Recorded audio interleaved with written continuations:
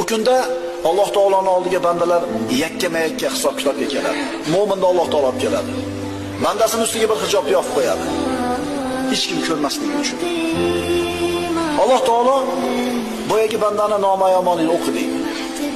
O'qiydi, bitta savob 10 ta gunoh, bir qator savob 5 qator gunoh. Rangi o'zgarib, o'ziga kelib, aynib o'zgarib turganda kitobini o'qib bo'ladi, ahvoli nima ekanligini ko'radi banda. Alloh taolo aytadi: "Meni kotiblarim senga zulm qilmabdimi? Hammasi sening ishing, hammasi o'zim ishim. Parvardigor halok bo'ldim" deydi. Alloh taolo aytadi: "Yana bir marta o'qib ko'r kitobingni."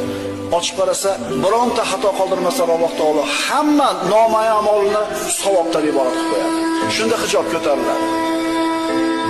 Shunda boyagi gapni aytadi: "Ha, umuqro'y kitobiya. Ko'ringlar mana, meni kitobimda bironta ham gunohim yo'q" deydi.